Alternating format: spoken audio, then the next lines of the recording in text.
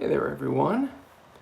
Yesterday, the EEOC dropped some new guidance on its What You Should Know living, breathing set of frequently asked questions for COVID-19 on its website over at EEOC.gov. New recycled guidance. This is actually adapted from a webinar that the EEOC gave back in March, on March 27th. So let's call this new-ish guidance. And if some of it doesn't sound all that new, well, it's because you know your stuff by now. Like the first updated piece of guidance from the EEOC, and that is, may employers ask all employees physically entering the workplace if they have been diagnosed with or tested for COVID-19? And the answer to that, of course, is yes. You can ask if they've been tested. You can ask if they have COVID-19. You can ask if they have symptoms. The issue here is, what questions can you pose to employees who are working remotely, teleworking? And in that situation, you would not be permitted generally to ask those questions, whether someone has COVID-19 while they're working from home or whether they have symptoms of COVID-19. It's only if they're going to be entering the workplace is where you ask that question. So let's hone in a little bit and talk about a single employee. And that is, may a manager ask only one employee, as opposed to all employees, questions designed to determine whether this person has COVID-19? And the answer is yes, with a caveat, and that is, the Americans with Disabilities Act requires that the employer have a reasonable belief based on objective evidence that this person has COVID-19. So you can't just, pick a person at random and say, hey, do you have any symptoms? Unless you're doing that for everyone. Otherwise, if you're going to single someone out, make sure that they have some objective symptoms, or you have an objective basis to ask them whether they have COVID-19. The next question that the EEOC updated is, may an employer ask an employee who is physically coming into the workplace whether they have family members who have COVID-19 or symptoms associated with COVID-19? Now, this is a new question. It's an important one because the answer is no. You can't ask that question. Why not? Because the Genetic Information Non-Discrimination Act, also known as GINA for short, prohibits employers from asking employees medical questions about family members. So what do you do instead? Well, instead of asking whether they have any family members who have COVID-19 or symptoms of COVID-19, the better question is, have you come into contact with anyone who has COVID-19 or is exhibiting symptoms of COVID-19? That's the question you want to ask your employees who are coming into the workplace. So, what may an employer do under the ADA if an employee refuses to answer some of these questions? Now, they're asked, do you have COVID-19? Refuses to submit to a temperature test. Refuses to review whether they have any symptoms. Under those circumstances, you can bar those employees from the workplace if they refuse to answer questions. What about if during this pandemic, an employer requests information from employees who work on site, whether regularly or occasionally, asks them to report whether they're feeling ill or sick? Well, let us know. You're here today. Let us know if you're feeling ill or sick. Can you do that? And of course, the answer is yes. That's one that's nothing new, although it's newly updated on the EEOC's website. How about asking an employee who misses work why they missed work? Come on, dudes. That's a trick question. Of course you can ask someone why they miss work. That has nothing to do with COVID-19. If someone doesn't show up, or if they call out and say, I'm not going to be in today, you can certainly ask why. That's not a disability-related inquiry. Same deal if someone goes on vacation or they travel to another state and they're coming back to work. Can you ask them, where did you go? Of course you can ask them where they went. That, again, is not a disability-related inquiry, so you can ask that. It's not going to violate the Americans with Disabilities Act. Now, here's a question that I've been getting a lot from clients and been discussing with colleagues is, suppose a manager learns that an employee has COVID-19 or has symptoms associated with COVID-19. The manager knows, because he or she's been trained, to report it but they're worried about violating ADA confidentiality. So what do you do in that situation? This is a bit of a tough one. The ADA requires that employers keep medical information about employees confidential, even if that information is not about a disability. You guys know that already. So in this situation, what you want to do is you want to designate a point person or maybe point people, but very few, for managers to report this information. So the information is really kept as tightly held as possible. You want to limit the number of people who have access to and especially know the name of the employee who may have COVID-19 or symptoms. Now, a related point is the ADA does not interfere with that point person or some designated representative of the employer interviewing that employee, the one who may have COVID-19, to get a list of people with whom that employee may have interacted or had contact with, so that the employer can do some contact tracing and then go back to those other employees and say, look, we can't tell you who, but someone with whom you work closely with whom you've been in close contact with has symptoms of COVID-19 or has tested positive for COVID-19, so we want you to get tested. You should go quarantine for the CDC recommended period of time. So that's something you can do as part of a follow-up. A related question on confidentiality. An employee who must report to the workplace knows that a coworker who reports to the same workplace has symptoms associated with COVID-19. Does ADA confidentiality prevent the first employee from disclosing the coworker's symptoms to a supervisor? And the answer is a clear no. That is, nothing prevents the employee from disclosing it. ADA confidentiality does not prevent this employee from communicating to his supervisor about a coworker's symptoms. Again, on the issue of confidentiality, here's a hypothetical. An employer knows that an employee is teleworking because the person has COVID-19 or symptoms associated with the disease, and that he or she is in self-quarantine. Can the employer tell staff that this particular employee is teleworking without saying why?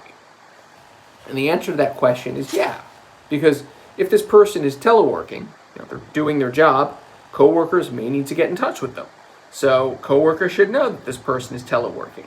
What you don't want to say is that this person is teleworking because they have COVID-19.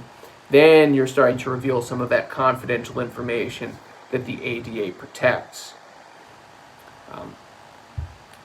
Many employees, including managers and supervisors, are now teleworking as a result of COVID-19, of course. How are we supposed to keep, or how are those managers and supervisors specifically supposed to keep medical information of employees confidential while working remotely? So, the advantage of being in the office is you have these safeguards, whatever infrastructure you have in place, whether it's a physical filing cabinet or your computer system, whatever it is, to protect the confidentiality of medical records. But now these people who are tasked with maintaining confidentiality are working remotely and may not have access to these same systems. So what do? And basically the EEOC says you do the best you can under the circumstances. So, if you're at home and you're taking notes down on paper notepads or on your laptop or other devices, don't leave that around where other people can see it. You basically do the best you can under the circumstances, okay? It's kind of a squishy answer, but it makes sense, right? So let's pivot a little bit and talk about reasonable accommodations, because the EEOC chimed in here with an update. The question that the EEOC poses, and then answers, is may an employer invite employees now to ask for reasonable accommodations that they may need in the future when they are permitted to return to the workplace? And the answer is yes.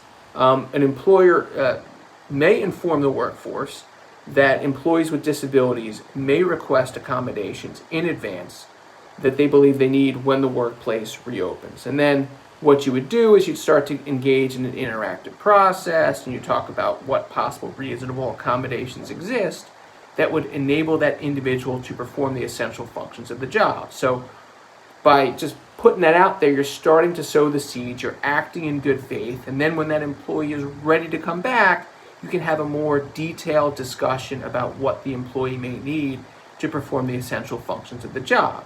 You can get into whatever medical information you need to help explore those options, and then have that back and forth good faith dialogue to see what you come up with. And if there is no reasonable accommodation, if it creates undue burden or hardship, and this is me talking, this isn't the EEOC, but I think this is what the EEOC would say, is be prepared to articulate why a potential accommodation would create an undue hardship. So finish this sentence for me. This accommodation that you've requested creates an undue hardship for us because... Fill in that blank there at the end. If you can't fill in that blank, then you may have trouble down the line if there's an ADA lawsuit for failure to accommodate, because me as the lawyer, I'm not going to be able to help you at that point. So in real time, you need to be able to articulate why a potential accommodation creates an undue hardship. If you can't articulate that, more likely than not, the request for an accommodation is reasonable.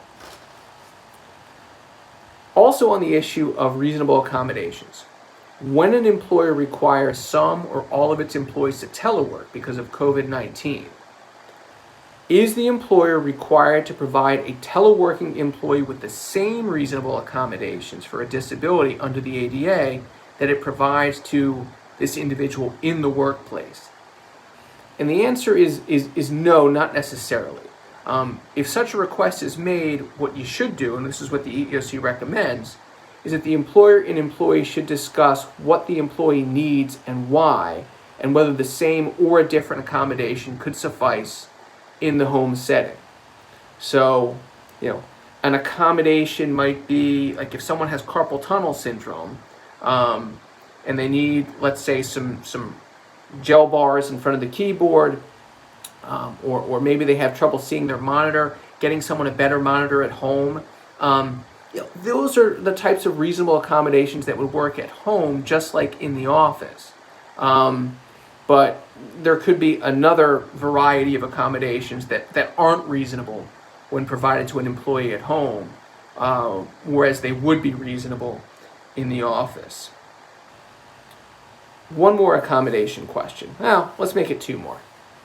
Assume that an employer grants telework to employees for the purpose of slowing or stopping the spread of COVID-19. So we don't want you in the office, stay at home. This is happening a lot in my field. Of course, I telework all the time, but a lot of lawyers have been teleworking.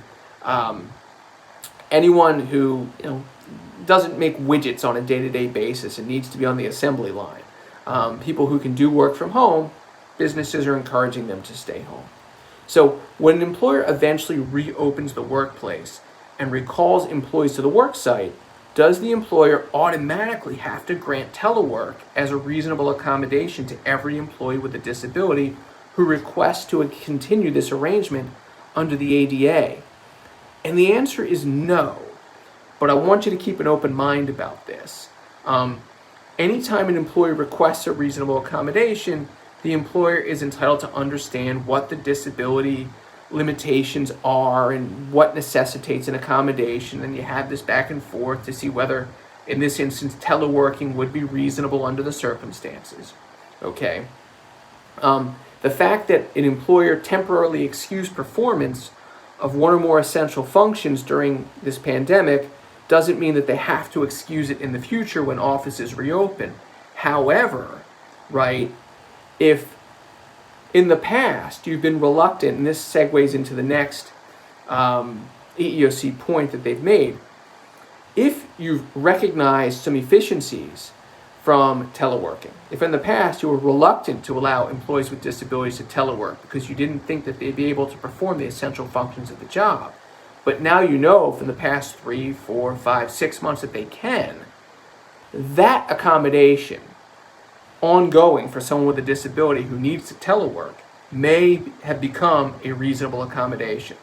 So again, I want you to keep an open mind, not reflexively say, sorry, it wasn't reasonable before, we're not going to allow you to telework after we start allowing people to come back to the office. look at it on a case-by-case basis, because that's what the EEOC is going to do if you're facing a charge of discrimination for failure to accommodate. That's what the employee's attorney is going to do when he or she makes that argument to the judge, and hopefully not for your sake, to the jury. So keep an open mind. What about the pandemic getting in the way of the fluidity of the interactive process, right? So ideally, when we're discussing accommodations, when things are normal, when everyone's at work, you're having a face-to-face conversation, or maybe you're having an email or a telephone conversation, but ideally it's face-to-face. It's a little tougher to do it now, even with Zoom and technology. Things don't move as quickly as they do in normal times. Does the pandemic excuse delays, reasonable delays, in the interactive process? And the answer is yes. Just don't abuse it as the employer, and have some patience with the employee if they can't get a doctor's note right away, or information from their doctor to support the need for an accommodation. So it goes both ways. But yes, the pandemic can excuse some delays. Finally, one point that the EEOC wants us to reemphasize here, something we talked about before, and I've talked about before, and that is, if an employer is choosing to offer flexibilities to other workers based on disability, can older workers be treated less favorably based on age? Okay? And the answer is no. Well, let me take a step back. Do you have to accommodate an older worker because of age? Does age entitle someone to a reasonable accommodation? The answer is no. There's no duty to accommodate under the Age Discrimination in Employment Act. However, if an employer is choosing to offer flexibilities across the board, right, then you can't disfavor older workers. That will violate the Age Discrimination in Employment Act. And I think that is all that the EEOC has done in its most recent update. So I hope you enjoyed this. Gosh, I didn't intend to go 18 minutes, but I hope you enjoyed this 18-minute video. Again, I'm Eric Meyer. I don't think I introduced myself at the front. I'm Eric Meyer. This is the Employer Handbook, or at least the Employer Handbook YouTube channel. Hope you like this video. If you do, give us a thumbs up. If you really like us, subscribe. That way you'll get these videos, and click that notification bell, wherever the heck that is, up there, down there, somewhere. So that you know when these new videos come out. I do them from time to time in addition to the regular blog posts. Hope you enjoyed it, and enjoy the rest of your day. Thanks a lot.